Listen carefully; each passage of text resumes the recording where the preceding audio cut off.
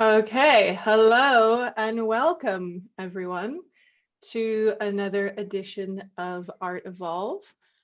We are really excited to bring to you today our ArtEvolve entitled Sustainable Buildings, Reducing Energy and Carbon Costs in Culture.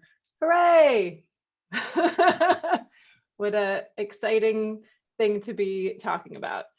So I would like to introduce to you my two guests, Keith and, sorry, let me make sure get all of your titles correct. Sam Anderson, Principal of Sam Anderson Architects and Adjunct Professor at the Cooper Union, and Keith Asari, President and CEO of McClure. Sorry, I butchered that a little bit. McClure Engineering. Thank you so much for joining us today, both of you. We had a really stimulating and exciting kind of prep call a couple of weeks ago for this. And I'm hoping that we can recapture some of the kind of excitement that we had in that discussion for everyone today.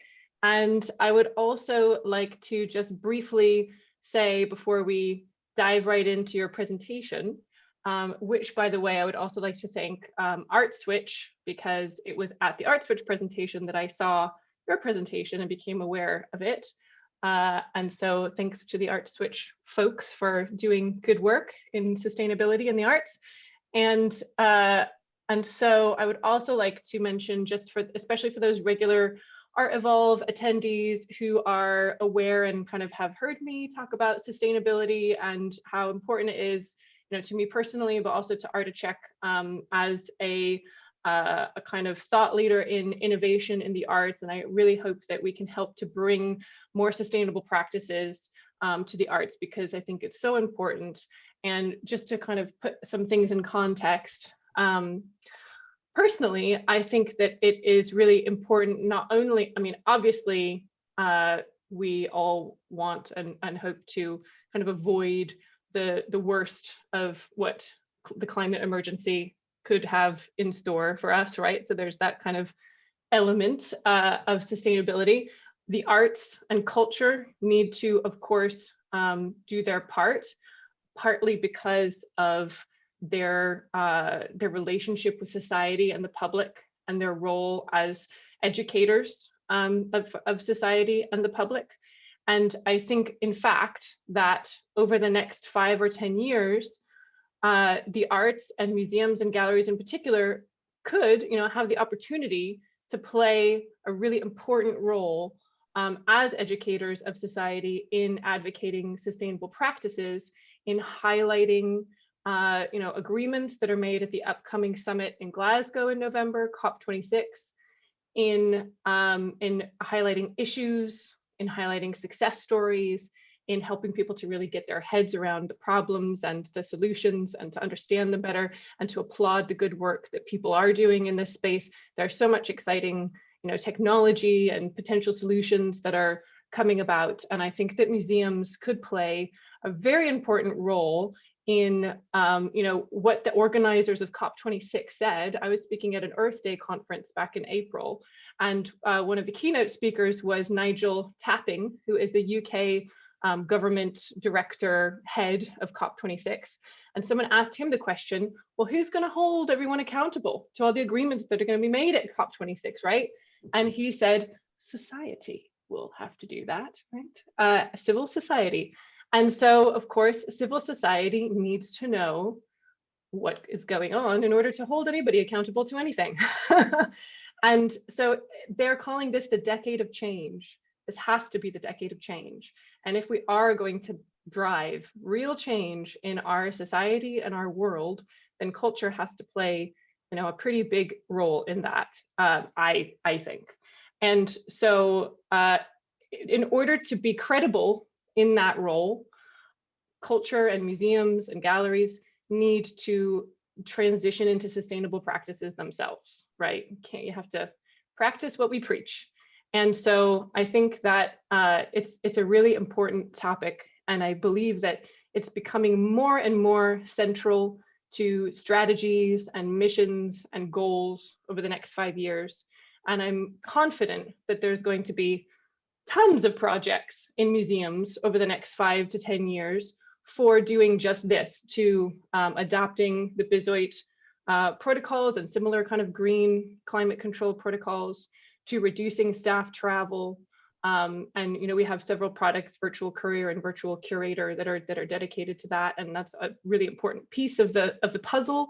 The case study that 24-hour culture did, which I also saw it with Art Switch, is highlighting the fact that in their case study, 3/4 of the carbon footprint that they recorded were for couriers, which was a surprise to many people who assumed that air freight and road freight would be the worst culprits, right? And I think that that is one of the kind of chief goals for this, as well as other conversations that we have around carbon footprint and sustainability. It's like you see the planes flying, and so people often think, that's the thing that's kind of top of mind. Actually, buildings and staff travel are the real heavy hitters when it comes to carbon footprint.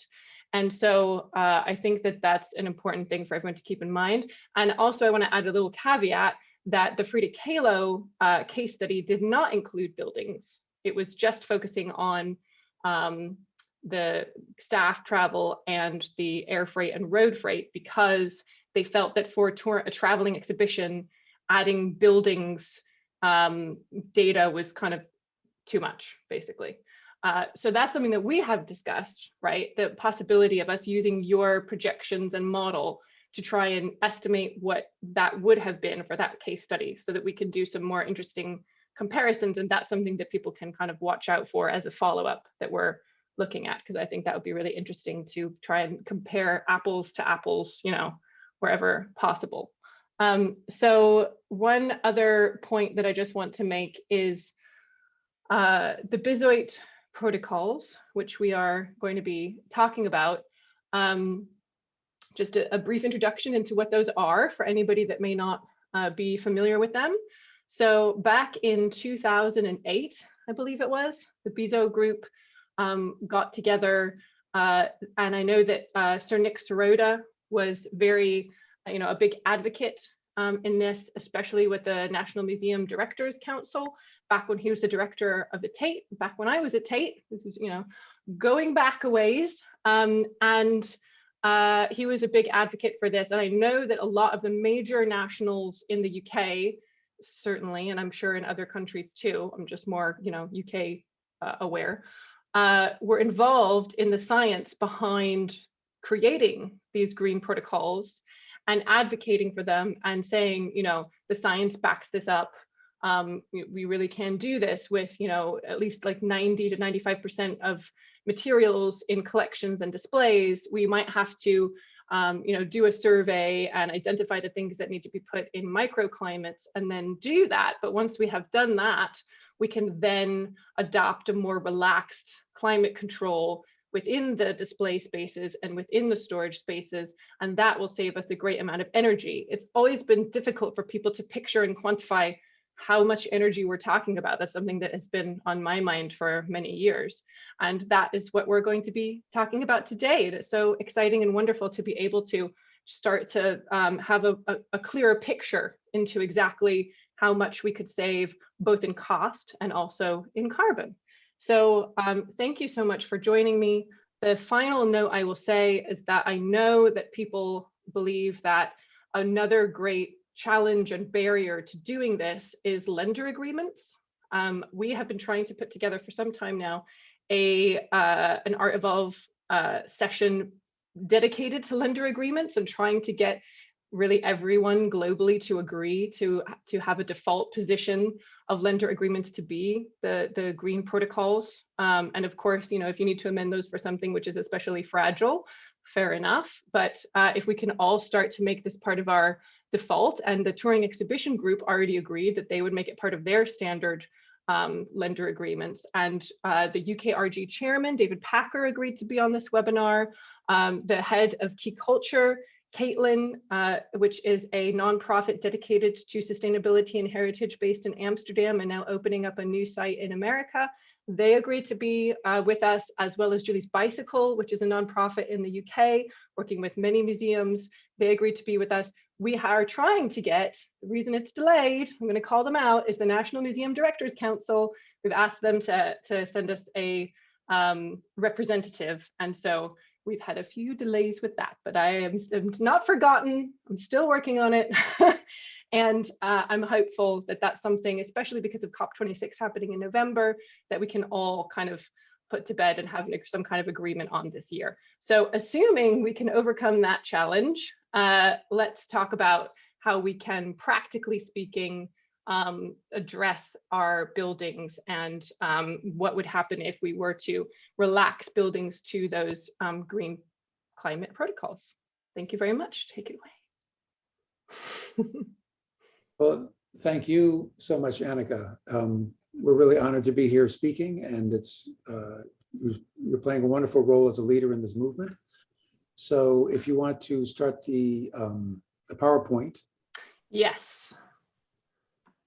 So I need to share my screen. Yeah.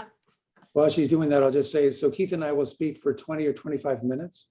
So that should still leave plenty of time for some questions and answers and dialogue. We don't want to be the only people speaking. We're very eager to hear what the attendees think and say. So with that, again, Annika, thank you very much. We're really honored to have the opportunity to speak here. So thank you. And I will just say very quickly, sorry, we are going to do a poll that I think my colleague Emma is putting together, and she's going to tell me sneakily when it's ready. But at some point we will pause for a moment to take a poll to see who in the audience may have adopted the Bis-08 protocols already and who hasn't. And I think that will be an interesting thing to see, because my impression from speaking to people is that these have largely gone unadopted. And we know there's been a few talks by, for example, the Getty at one of the other Art Switch conferences about why that might be. And I think that that's an interesting thing for us to explore. Maybe we can do that a little bit at the end, but thank you. Sure. Okay, so the next slide. So just a little bit about Keith and me. So Keith is a mechanical engineer who has been interested in saving energy for many, many decades. It's something he grew up with and is really committed to, and a lot of his projects are museum and archive projects. And also, when he was growing up, his father talked about going and recognizing that big and fancy doesn't necessarily translate into reliable and easy to take care of. I'm going to take away my video so that I don't have trouble being heard. And then I'm an architect who just is very interested not only in energy efficiency, but also spatial and material efficiency. And we've worked together several times, and this is something we both feel pretty passionate about.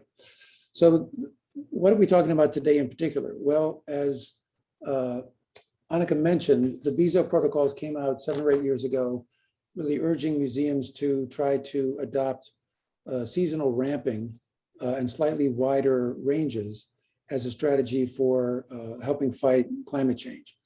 And this was preceded almost 30 years ago by a paper that came out of some folks from the Smithsonian who were really leaders in pointing out that you can make adjustments in temperature and relative humidity in ways that are not going to be threatening to works of art, or at least to the overwhelming majority of works of art.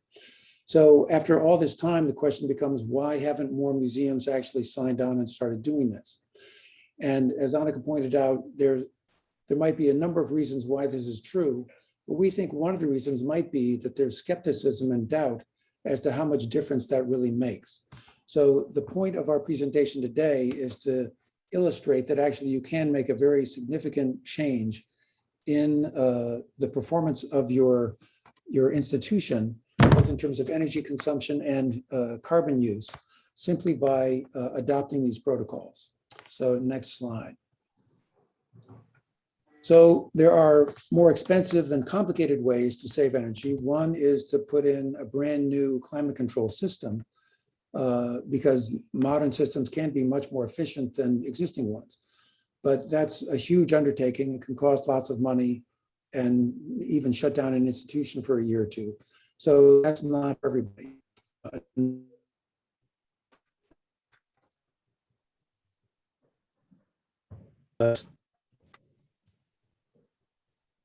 Sorry, Annika, next slide.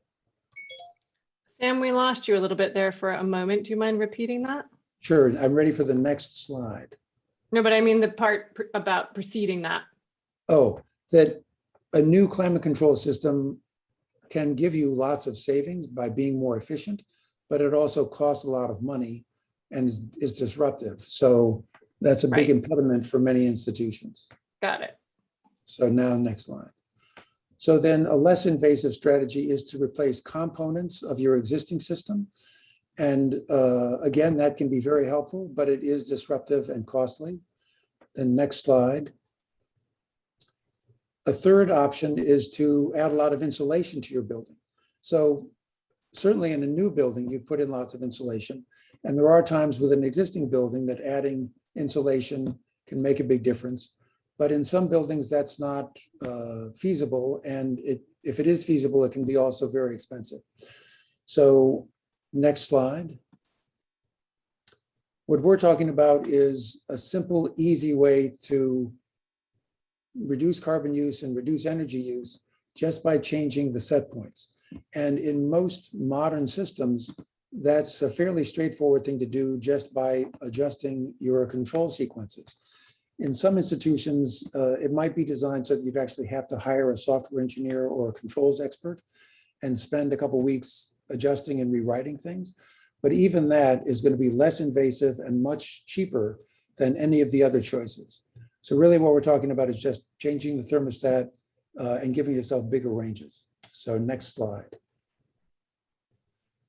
So Keith, fortunately, because of his interest, has worked with a number of museums over time and has instituted these kinds of changes at those museums. So the basis of our research and our presentation is hard data that's been accumulated over time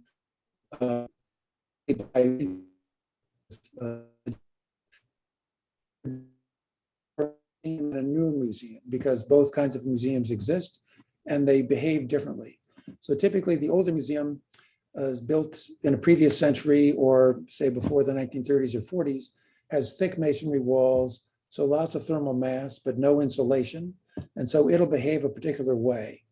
And then more modern buildings tend to have much thinner walls, but they do have insulation and vapor barriers, and those can be very helpful.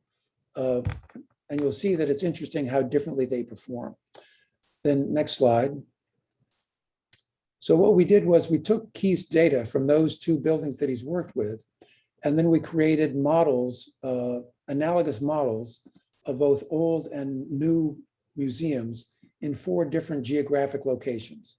And you can see on the map that basically one is in New York, one is in St. Louis, one is in Mexico City. So we have 3 in the Western Hemisphere, and then one is with Annika over there in London in the UK. And we did this for 2 reasons. One is that obviously different places have different climates. And so the way that your energy savings will rack up will vary depending on how hot or cold or wet or dry your place is. But then the other important difference has to do with energy markets. So some places like France, for example, with a lot of nuclear energy, reducing your electricity use there isn't necessarily going to reduce a lot of carbon use. So it's important to look at energy rates and energy markets in this thing too. So yeah, basically, I was, sorry to interrupt, but I was just emailing back and forth with Reykjavik today because I'm going to Iceland for a holiday next week. And I thought I would try and make a few, museum visit stops while I was there. And I had recently read when I was, reading up as a tourist about how they use a lot of thermal energy there, right? So I was thinking to myself, I'll mention this, I'll invite them tonight, but I wonder, what the deal will be for them. yes, anytime you can use geothermal energy, you're way ahead. Okay, next slide. So they took those 2 buildings, those graphic locations, we applied 3 different conditions or sets of parameters to them. So the first one at the top is the baseline, which is quite strict and which is the old-fashioned strategy for 70 degrees Fahrenheit, 50% RH with tight limitations on fluctuations.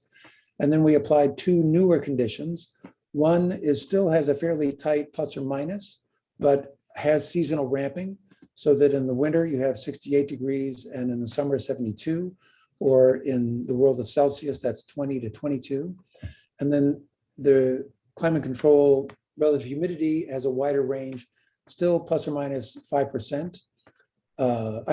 Still plus or minus 2 or 3%, but at least seasonally ramped. And then condition 2 applies the Bezout recommendations.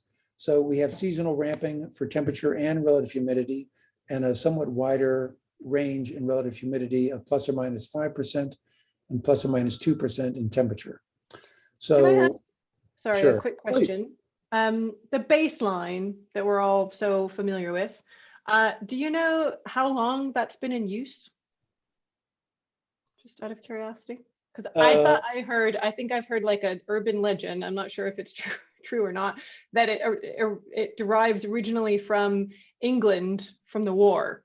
Right. That, you know, in England, people had to store a lot of stuff in caves in Wiltshire. You know, there was this kind of mass exodus of a lot of the museum collections there, and they found that, you know, stuff. Right. The story goes that the people who were responsible for cleaning up noticed that the paintings had a lot less crinkled, dropped little bits of pigment on the ground after 4 years or 5 years in caves than they did when they were in the museum, which had wider fluctuations. So yeah, the legend is that based on that, they said, well, if the cave has been at 70-50 all this time, that's what we should do. But I'm not sure that's true. No, as it evolved from there, that was a trigger point. And then as they started doing more research or doing some progression from there, the manuals or the books that are used that kind of are the initial ones that people reference came out in 77 and 78, museum design.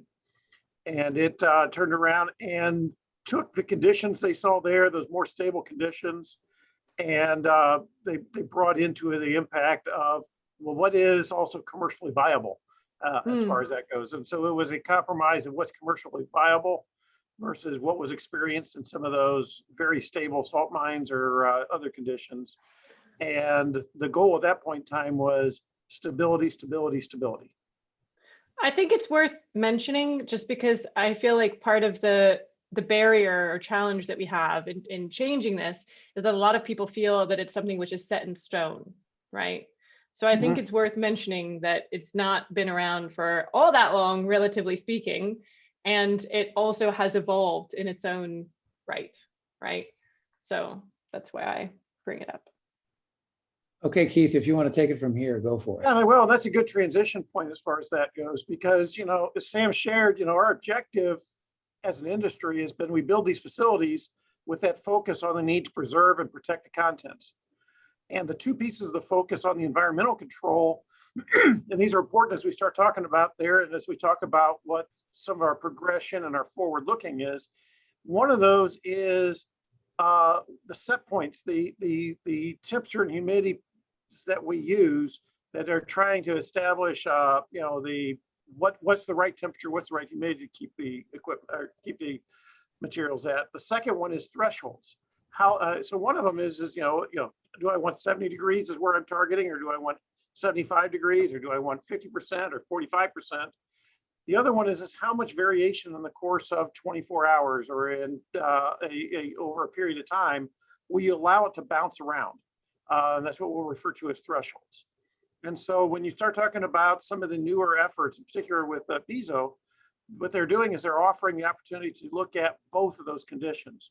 You know, hey, we've got a bigger range, you know, we can move these targets around. So in the seasonal, I don't have to be as cold and dry in the summer or as warm and hot in the winter. And I can move the target, but I can also stretch out the threshold and kind of let the thing bounce a little bit. I separate those because those are two different animals, but they're both part of the same, you know, two sides of the same coin. But there are people who are a lot more receptive to moving the target slightly slowly than there are, you know, people clinch up when you start talking about letting the thing bounce around as what Bezo would suggest, as much as 10% relative humidity in a day. And so as we Right. talk, we see both of those components treated separately. In fact, what Sam shows here or below in this slide, condition 1 shows, hey, we're going to allow those temperature humidity set points to adjust, but still keep it relatively stable. And then our condition 2 is what happens if you also open up the stability to something closer to the Bezo protocol. That's why we kind of looked at 2 separate conditions to talk about, let's move the set points and then let's open up the thresholds. Great. Well, I'm really excited to see what happens next. So one of the ways, so our goal as far as this thing goes was to be able to build upon, we have a very unique relationship with a number of different museums in the Midwest. And in those relationships, what we've done is we've built a long-term partnership where we're not just coming in and designing a building, but we kind of function as an extension of their site facility groups. And over the years, we kind of helped them optimize their control and their operations, as well as parts of their maintenance efforts. And what that's allowed us to do in a couple different museums, and I'm using 2 of them here, is as we do those, we developed some very detailed simulation models of a couple different of these facilities. And we're able to then calibrate those against their utilities over the course and how they actually operate, so that we've got a pretty good computerized simulation of what really happens in those buildings, ones that we have more confidence in than just a straw model. And it allows us to evaluate any proposed adjustments before we implement things. You know, we continue to calibrate these and such, but you can understand that they don't want to experiment in an active museum with artifacts. And so as a result, these simulations become very valuable so that we can talk with the operations folks about things that work or things that we don't necessarily want to bite into. You know, and so in both of these Sounds cases, incredibly valuable. oh, it's been very useful for both these facilities as well as our understanding of what we can really do. Both of these, I've got the relationships been going on for about 7 or 8 years, and it's really been a great partnership to be able to better understand how the buildings go. Let's see, I do want to represent, you know, do want to note that these represent the facilities have been these are facilities that have been focused on this operational performance. As a result, you know, these are going to be functioning better than some of the ones I'll walk into off of the street and get started with, because, you know, in order to enter in this kind of a partnership, this is something that's been important to them. And so, you know, these are going to be, I want to say, better than average as far as how well they've been actually to make things work. That makes sense. It's interesting to note that going from baseline to 1 gets you almost as much as going from baseline to 2. In other words, changing the set points was the big effect, and having wider ranges didn't help that much more. And it changes a little bit in the larger and the older high mass building, you know, the one with the big thick limestone walls here in a second. And we'll show that, but you know, let's go ahead and talk through this, the first one here as far as that goes, which is a newer, you know, like I said, these are real museums. I'm kind of just referencing them as models because, like I said, we'll move them to new cities and things along as part of our conversation. But, you know, they have different systems, and we're able to model it with the actual real life systems that are in there. You know, and you can really see that, you know, having, you know, relaxing those set point areas, you know, permitting a gentle seasonal reset, that alone, which is that condition 1, can have significant impact on the energy consumption of one of these buildings. You know, the bulk of what we can realize, you know, we're still controlling within a plus or minus 2.5% humidity. You know, we just reset the humidity over the course of the year to mean that we don't have to dehumidify as much in the winter, dehumidify as much in the summer, or humidify quite as much in the winter. And the reality is that change alone can impact by over 20% the heating and cooling energy that is, if you want to go to the next slide, you can see where that's, you can see where that's actually impacting. In the case of this newer building, 24%, and the older higher mass building is 22%, is the real savings that we can see just with doing that seasonal reset. That's amazing. If we start talking about more innovative approaches, you know, biting into the whole part of the Bezo green protocol, and allow those thresholds, allow that system to bounce more over the course of the day, then you start seeing those bigger savings, such as the, you know, in both, it's just coincidentally, but both these museums just over 25% as the potential savings that we could see from there. And that is huge, right? I mean, how much does that represent in, do you have a cost slide, I think, as well? Yeah, right? well, we pop on down a little bit later and start talking about the cost as far as that one goes. But, you know, understand that in order to take a museum and to maintain, you know, remember, these buildings are focused on the preservation of the contents more than they are the comfort of the people. And as a result, a typical average museum easily uses 3 to 5 times as much energy as a similar sized office building. So, you know, it's, you know, you walk into one of these buildings, it's using 3 to 5 times as much energy per square foot as you would in your office building in order to provide that stability. I have a stat for you. Tate Modern, I heard this at a We Are Museums conference a few years back. In a presentation given by a Tate representative, and just Tate Modern, you know, that one building, they've got 7 buildings, but just that one building had the carbon footprint equivalent of 28,000 homes, and that's after a 40% reduction. So 5 years previous to that, it was actually more like 50,000 homes. So it's like a city. It's a lot to hit these things and to keep that stable of an environment all the time. The other one we find is as we walk into these buildings, the complexity that goes into it in the controls means it's easy for them to get a little bit off kilter. And then you end up using brute force to make that. So it's not uncommon for me to walk into a building that's, you know, that's using 8 or 9 times as much energy per square foot as a typical office building might. Wow. And it's just because as you make these systems more complicated and you try to tighten that threshold down, you just put more pressure on the systems that are in there.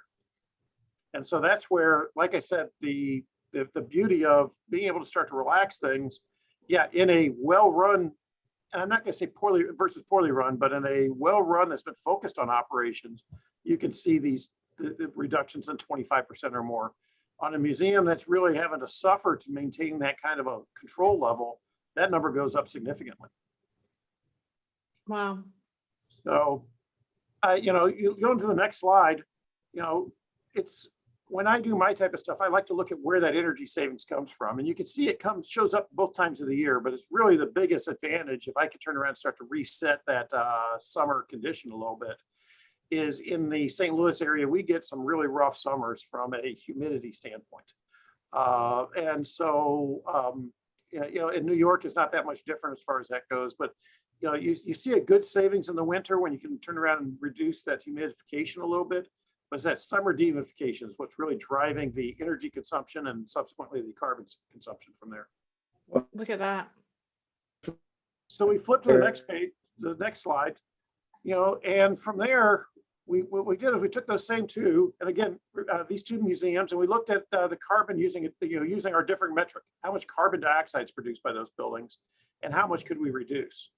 Now, keep in mind, these are 2, you know, these are based on the actual that we could reduce in those 2 museums, which are 2 very different size museums. The older, higher mass museum is about 7 or 8 times the size of the smaller one. So you can definitely see a difference in impact. But, you know, again, this gives you an idea of the amount of carbon that can be removed when you can cut down that much energy. You know, when you're talking about 200 metric tons of carbon per year of a simple, I'll call it threshold, you know, again, not a high capital investment from that standpoint. So one other point I thought I would just make in case people aren't aware, because it's just astonishing to people when you hear things like you're using 5 to 10 times as much energy as an office building. There are 2 big reasons for that. One is the point that Keith made about the level of temperature and relative humidity control being steady. Second one is that it has to happen 24 hours a day, whereas a typical office building is only being used a third of a day. So one of the other things that can be done in museums is to, you still have to run the conditions at night, but you stop bringing in any outside air because you don't have anybody inside needing to breathe oxygen. So you, instead of bringing in outside air, which is where all the load is, you shut that down and just recirculate. And that can be a good way to save energy as well. That's interesting. So the next slide, if you will, as Sam was saying, we understand that these museums exist in, I've got, because of my locality, I've got the opportunity to be, the two I've got the best relationship with are both local for us. But these savings or the impact of the changes of allowing things to stretch out with those conditions a little bit does transfer well, and that's what we're trying to do. Is I took the same systems, and in this case, this is the older higher mass museum, and I dropped that same building in New York, London, and Mexico City. Understanding it may not be 100% fair, because if I'm designing a building in Mexico City, I might use different systems and such, but it gives us the idea that says that even in various climates, the same order of magnitude of savings is there. And our numbers dropped off, but in St. Louis, New York, and London, that we still sit right around that 25 to 27% number on the higher side, and then the low 20s on the option 2 side as far as things go. And in Mexico City, with a slightly more I'll call it warmer but drier climate, then that savings even jumped more when we're able to stretch things out, as we were able to reduce, and that showed up a lot on the humidification side. But Mexico This City isn't a St. Louis Midwest only advantage. Like I said, the physics, the impact travels. Sammy, you were going to say? I think in Mexico City, that figure was 33% or something like that. Yeah, Wow. if you go to the full one from there. Wow. And I think it's also worth mentioning here that we recently had a statement from an insurance company that I'm speaking to, and for part of our putting together our design museum case study that just came out for Virtual Courier.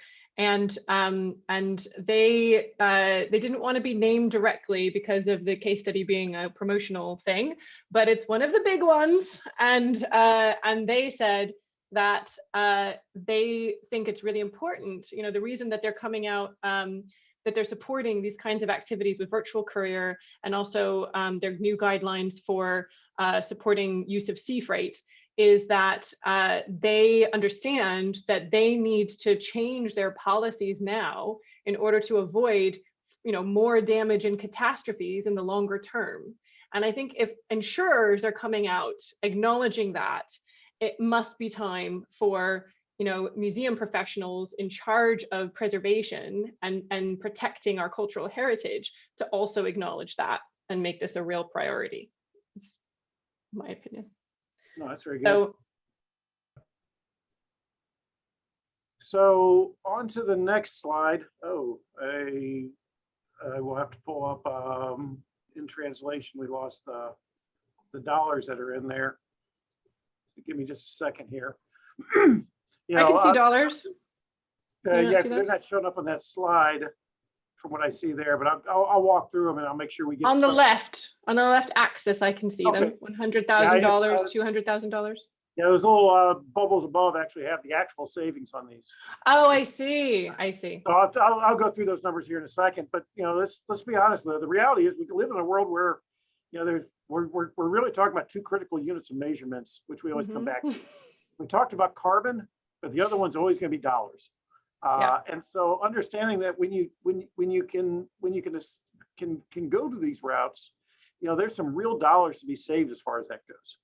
And that's the really exciting thing, right? Is in a way, the opportunity is that if you can align both carbon savings and cost savings, it's got to be a winner. It's got to be a priority, surely, over this next 5-year period. Yeah, and it's the dollars will never trump an institution's charge to protect and preserve their collection, and it never should. But when there are dollars to be found, it can help. I'll say lubricate the conversation as far as that goes.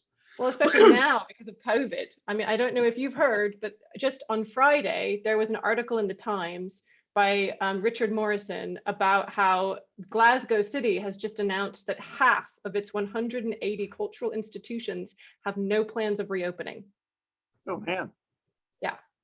And so he in this article called on our leaders in the UK, we need to have a plan to save culture.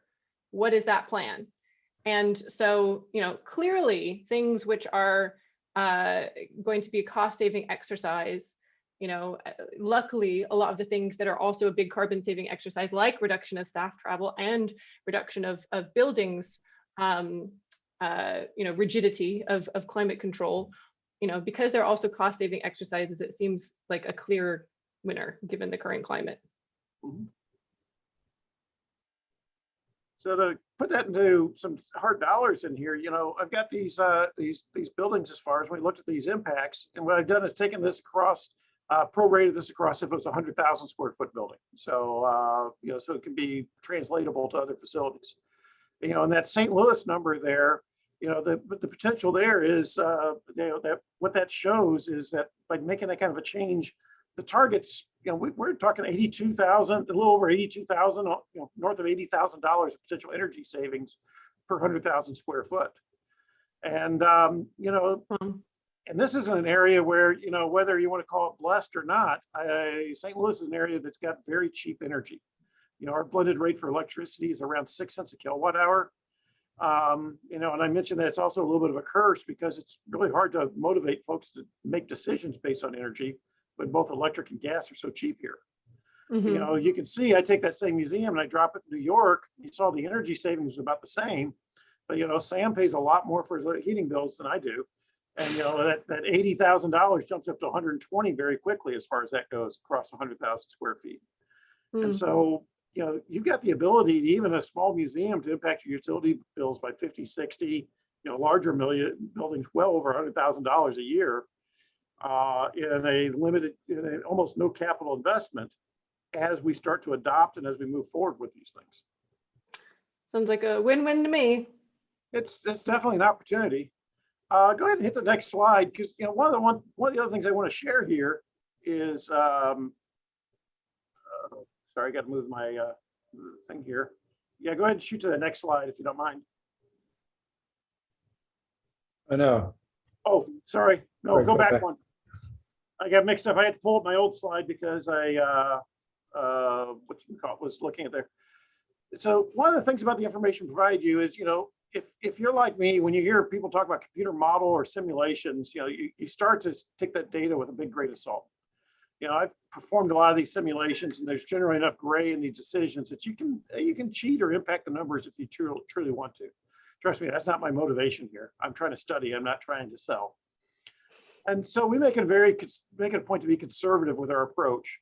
Our models and our clients trust us to be very accurate, and if not, they want to see us beat the projections, not promise more than we can deliver. Mm-hmm. What I'm showing here is there's actually, in the two museums we have, and I'll be honest, neither of these museums, while we're having conversations, have adopted changing. So they're still operating under both of these real life conditions are still operating under their 70-50 stable conditions. But what they have done from here is starting to look at, okay, how can we make sure that when we're operating things, can we make sure this thing's operating right? And you can see that these are the real bills both museums have had, and how much the operating cost, the dollars spent in energy per 100,000 square feet has dropped, in one case over 30%, in the other case over 20%, just because we've been successful at making things work better. And my point here is real savings, real dollars, stuff that you can actually make a difference on your pocketbook is available. Just by turning around. And again, what these were victims of when we started with both of them, were trying to hit those tight conditions, and those systems get so wound out of control that they start burning energy where they don't need to. So we fix the controls first. Now the next one is to start talking about relaxing set points like we talked about. By the way, that contemporary museum you saw, it starts to get nudged up over a course of a year.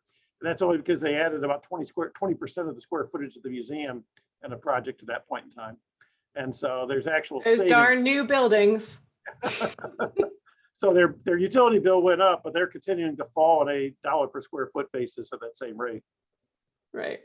So like I said, it's controlling these systems, whether it's fixing them, and then more importantly, then try to build off of them is really you can have real impact on how your building operates. So That's with really that, interesting. Sam, go ahead, Sam. You'll wrap up before we open up the questions.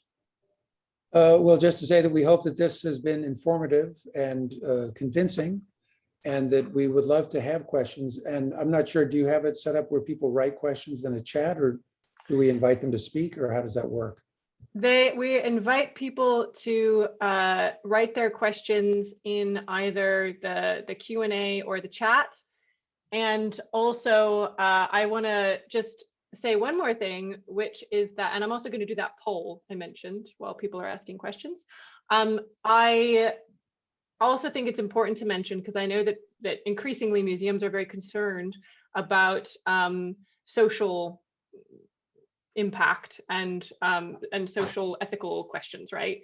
And one of the things that has historically inhibited museums that are not the richest museums in the world to be able to participate in lending of touring exhibitions is because they're unable to meet these rigid conditions, right?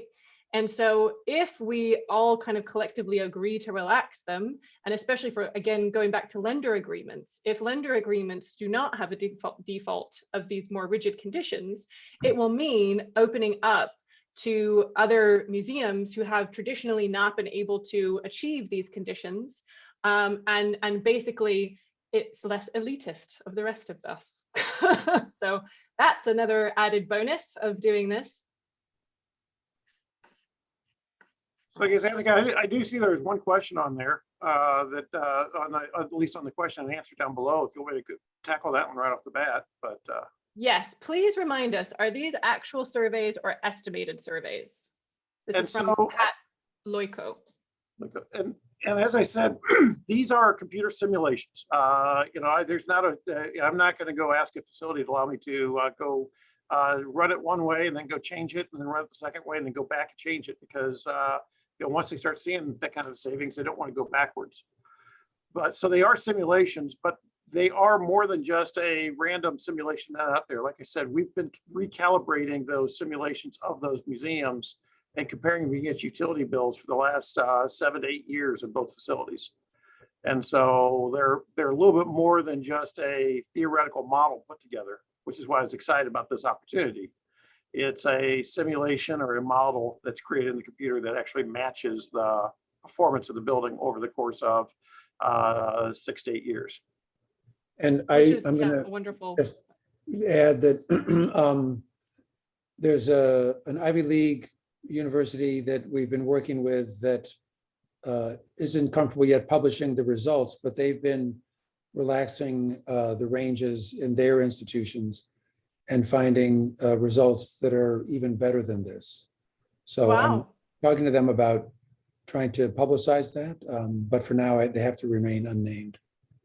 That's great, though, and I hope that you are successful in your efforts to get them to publish, because it's so important that people that are having these kind of early successes, social proof is so important in this industry, more important than many other industries, I think. And people are reluctant, and we did say we would talk a little bit about that, and I think we should get into that. We've got some more questions coming in. I just want to quickly do this poll.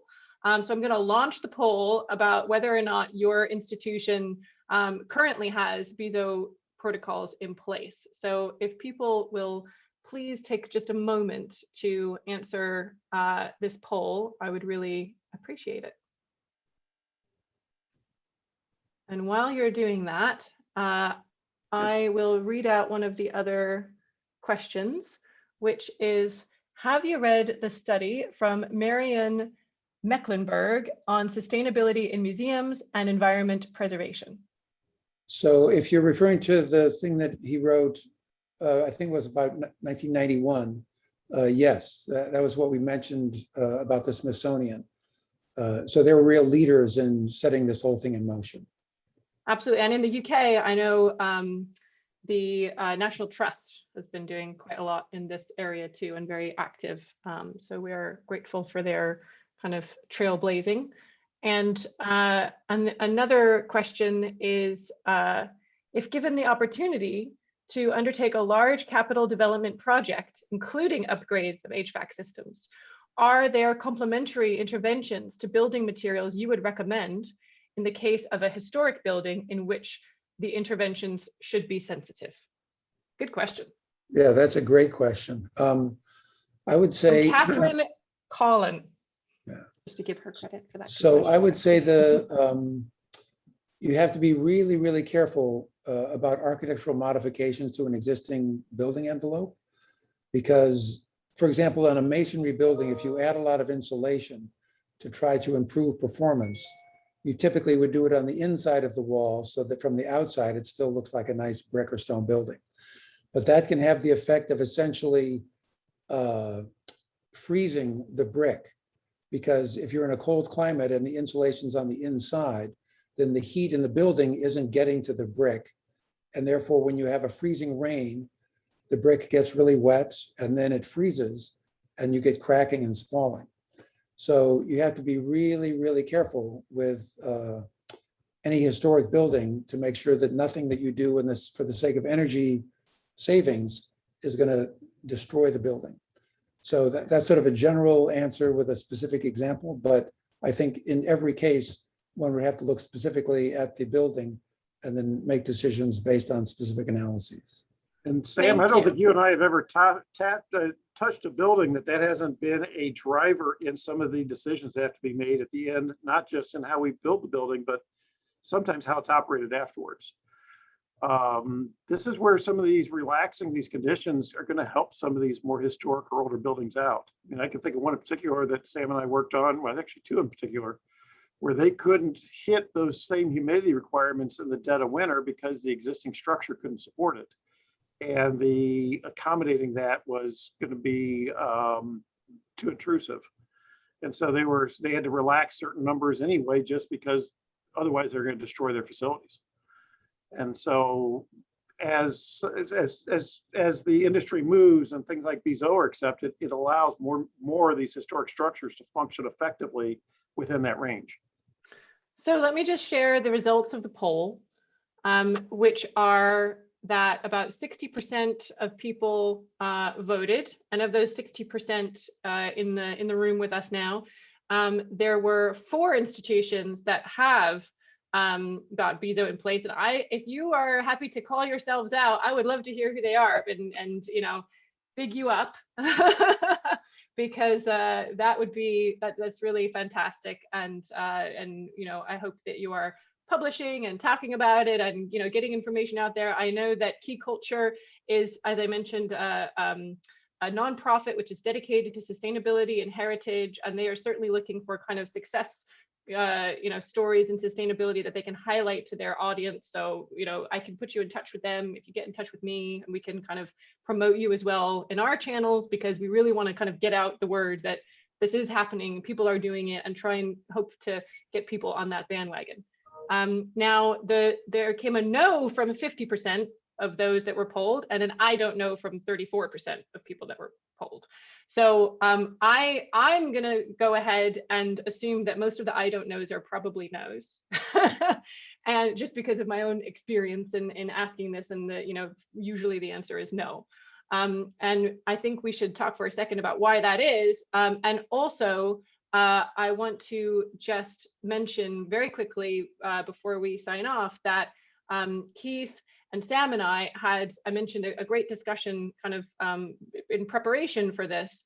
And we talked about how, you know, we might collaborate and work together in the future, which I would be, you know, really excited to do. And that is, we have been planning for a long time, actually, even ever since I first thought about ArtEcheck, you know, 10 years ago. I thought, wouldn't it be great if we can get environmental sensor data in this database as well, and we can actually start to look at cause and effect together, right? You know, that's been something I've had in the back of my mind for a long time, but have been unable to implement, unfortunately, thus far. But what we are doing is we are looking for museums and galleries who are interested in working on a pilot project with Sam and Keith and myself, and potentially also some other partners who are, you know, can be boots on the ground for helping to implement some of these things if museums don't have staff who can do them. And that is basically, you say, okay, we're going to adapt Bezoit in our institution. We're going to start with Gallery 1.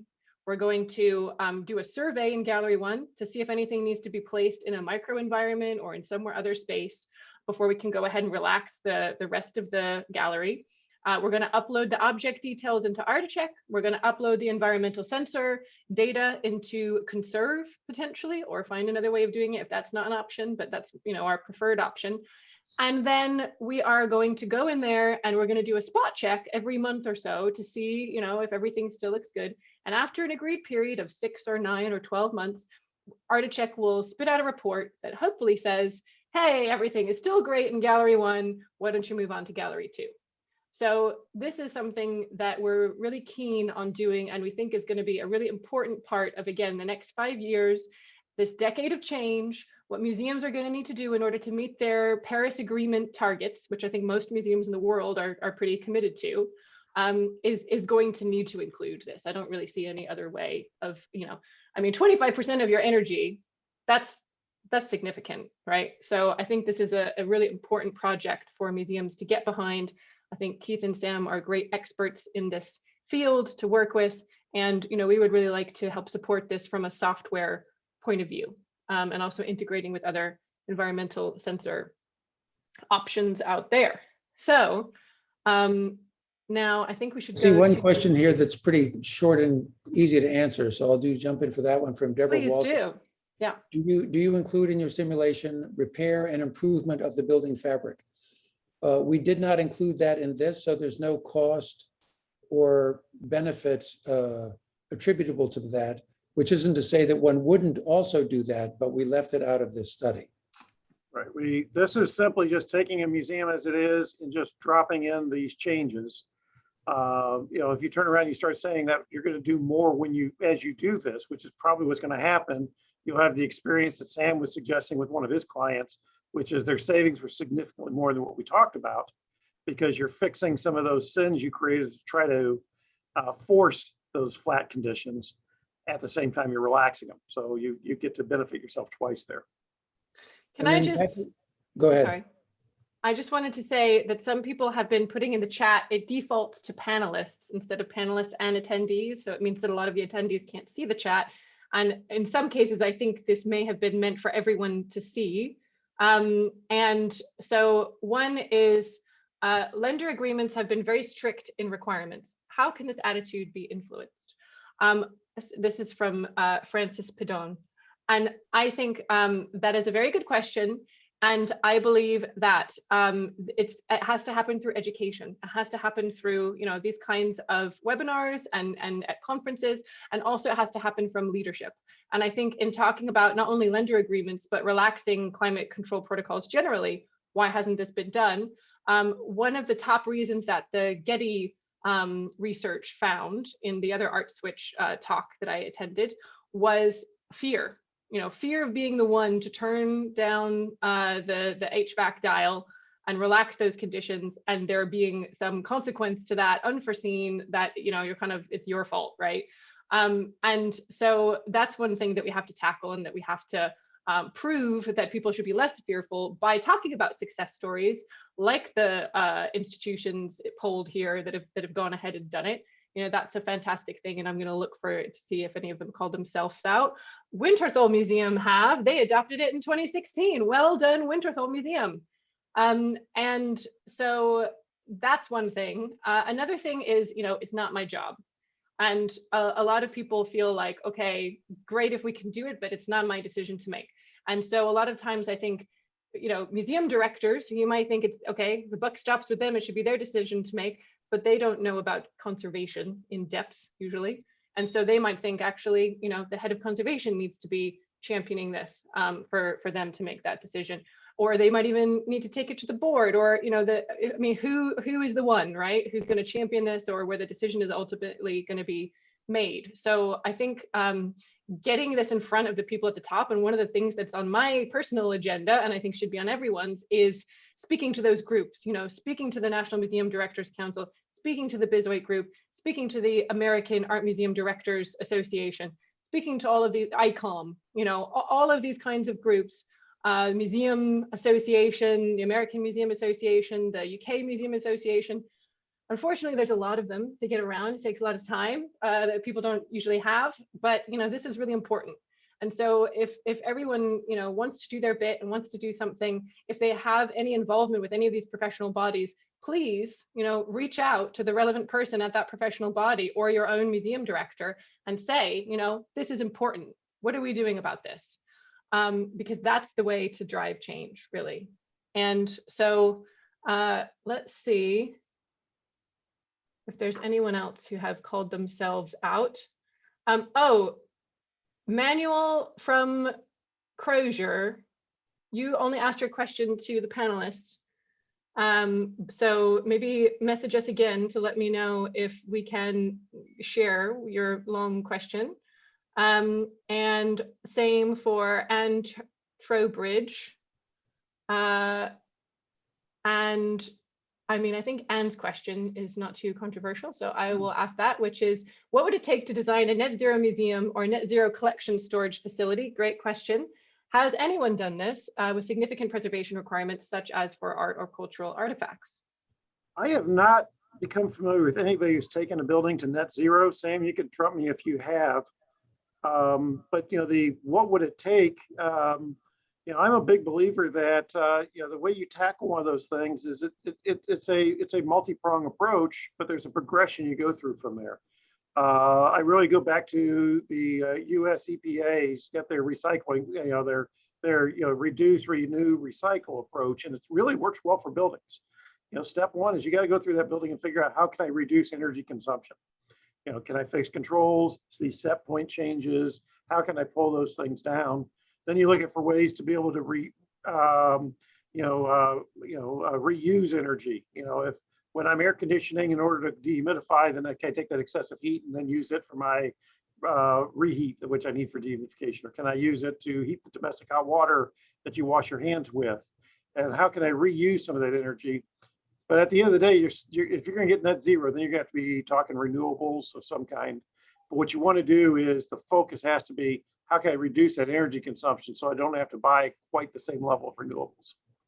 Yeah, I'm not aware of anybody who's done this, but you'd have to have a really tight envelope with lots of insulation. And I would also argue plenty of thermal mass and relative humidity mass within the structure so that you even that out. So like it'd be easier for a library than an art collection because there's all that paper is really good hygroscopically. And then use geothermal energy, and then you still need electricity. So using solar or wind to supplement that, but it would be hard, but I would love to try.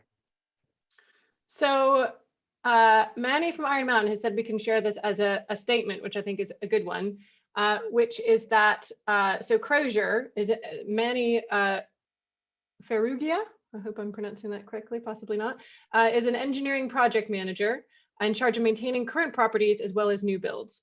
He says, it's so wonderful you're working on this. It's very difficult even to mention seasonal drift. We get a rigid response when even mentioning it. As this data is collected and shared, savings of both dollars and carbon footprint is something I'm hopeful we can realize. Thank you for putting this together. I'm very interested in being part of this movement. So that is great. Thank you so much, Manny. And I have been in conversation with Crozier actually about being part of a pilot project, as I mentioned, and they seem to be interested, although of course nothing has been decided yet. So let me not overstep that anyway. So now William Donnelly says, I have to go to another meeting, but thank you very much for this. You have inspired me to talk with our director of facilities to reflect on our cost savings and our registrars to think about ways to promote the need for change on lending parameters. Hooray! If we can change one mind, it's worth it, but hopefully we can change even more. Deborah Walton mentions that they don't refer specifically to BZOIT protocols. However, they have in reality been actually relaxing and accepting standards by far more than those recommendations and using microclimates or designated control rooms for more sensitive items. So wonderful to hear that, Deborah. Please share with us which institution you're referring to, but great work. And finally, I know we're a little bit over time. William Brown from the Government Indemnity Scheme has asked us, and actually I should also mention that I think our first question from Pat Loico, she's the US Government Indemnity Scheme representative, I believe. So it's really great that they're both here representing. Water harvesting is one of the UK's objectives. Have you mentioned this in your presentations?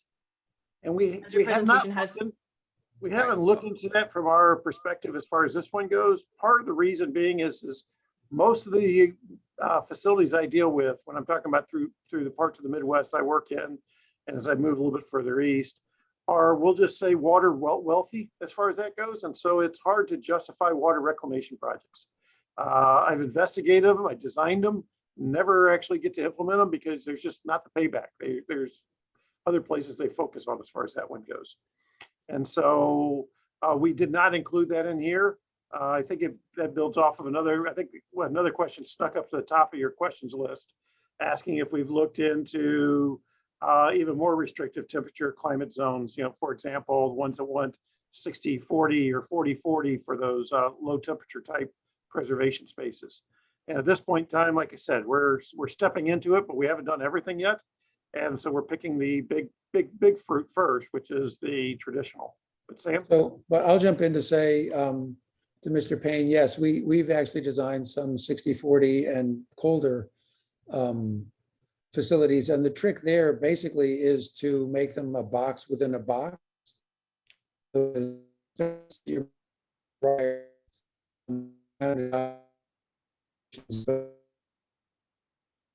rest of the institution. And you just make sure that you have very well insulated and very well vapor barrier sealed. Sam, sorry to stop you. We lost you for a second there. Can you just repeat yourself? Go back like a minute. So you just have to make sure that the walls and the slabs around the colder, drier place are very well insulated and very sealed in terms of vapor. And then typically the other thing you have to do is you always have to have an intermediate room, like an antechamber, so that when you take something out of the cold, dry place, you don't get condensation on it right away when it goes to the wetter part of the building. Okay, well, thank you. I think we better leave it there as we are over time. Although I do want to say a quick shout out to William Brown and the US Government Indemnity Scheme representative, Pat Loico, that the thing I said about insurance, I think also applies to government indemnity people. And that considering a reduction in staff travel by accepting virtual courier, as well as accepting a relaxed Bezoit type climate control conditions when dealing with government indemnity schemes would be very sensible given the potential long-term damage that doing otherwise could do to artwork in terms of, if we let the world go more than 1.5 degrees increase, we're all in, I mean, human loss aside, which would be significant, there would be a significant collections loss as well. And so I think, all the fires in California, the recent flood in Germany, there's things happening right now that are quite concerning in that area. And of course, those will only sadly continue. So thank you so much, everyone, for attending. And we hope to see you next time. And please be in touch with us if you're interested in participating or hearing more about a pilot project to adopt the Bezoit protocols in your institution, or you want to talk about it further in another conference or with a professional body or a meeting of people who are relevant to making these kinds of decisions. Thank you very much for your time. And we'll be sending the recording out. Thank you. Thank you, everybody. Thank you very much. Thank you. Bye. Oh, and sorry, thank you to you guys so much for, for giving this presentation. I really appreciate it. Thank you. It's our pleasure. Thank you, Annika. Bye.